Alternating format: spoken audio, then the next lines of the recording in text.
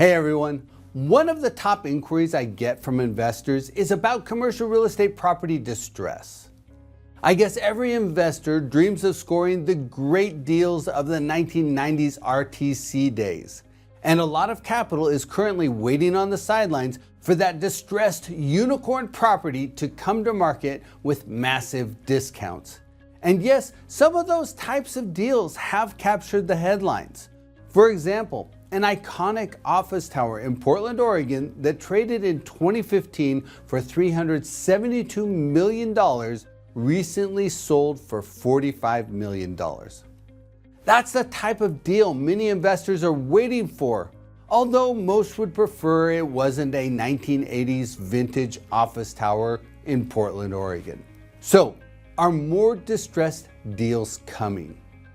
If you look at the CMBS delinquency rates, there's a clear upward trend. Overall, the commercial real estate delinquency rate was 7.2% for July. That's up from 5.4% in July of last year and 4.4% in July of 2023.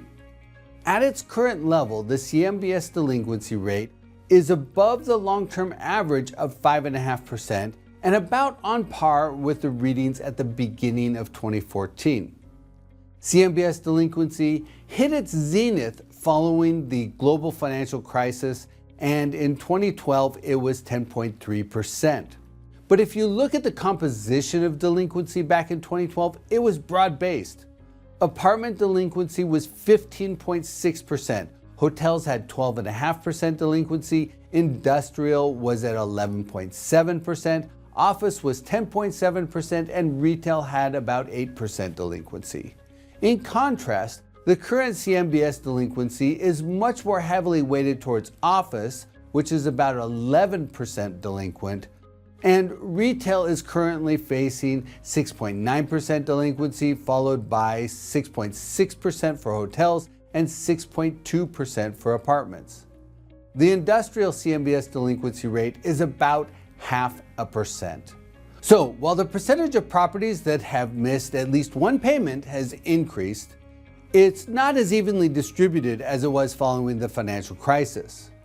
On a property-by-property type basis, the delinquency rates for apartments, retail, and hotels today are generally less than half the levels of 2012. And remember, just because a property owner missed a single payment doesn't mean the property will go into foreclosure the next day. The debt market remains fluid, and many lenders continue to offer borrowers in good standing workout options. Yes, lender leniency has tightened from where it was a year or two ago, but investors have a range of borrowing options. Banks, insurance companies, CMBS, private lenders, debt funds, Fannie Mae, and Freddie Mac are all actively lending right now, with rates ranging from the low 5% range to about 8% depending on the asset and the borrower. So investors with debt coming due have options. Another source tracking commercial real estate distress is Real Capital Analytics. In total, the RCA Distress Tracker identified about $122 billion of commercial real estate facing distress at the end of the second quarter, and that's up by about $25 billion from a year ago. But in their report, RCA also highlighted that the total volume of distressed assets was down a bit from the first quarter this year. Office properties constituted the greatest share of the total distressed properties, with about 47% of the total. That was followed by the 18.8% share held by apartment properties. Retail was next with 15.5% of the total identified distressed properties, then hotels with 13.4%, and industrial with just 2.1%. But even though there has been a clear rise in the volume of properties facing distress, they only constituted about 2.6% of the total trade volume in the first half of 2025. And looking at the historical trend, that's about on par with the levels seen in 2016. Distress sales are only nominally above normal, and they're far short, about a quarter of the levels experienced following the global financial crisis in 2011 and 2012.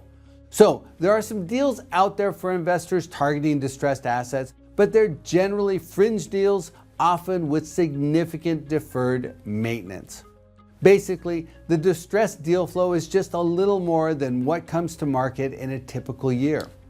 And while investors wait for distressed asset opportunities to emerge, their capital is often sitting idle. Given the currently elevated cap rates, investors may be better served by targeting high-quality performing assets that are currently on the market rather than waiting for the unicorn to show up.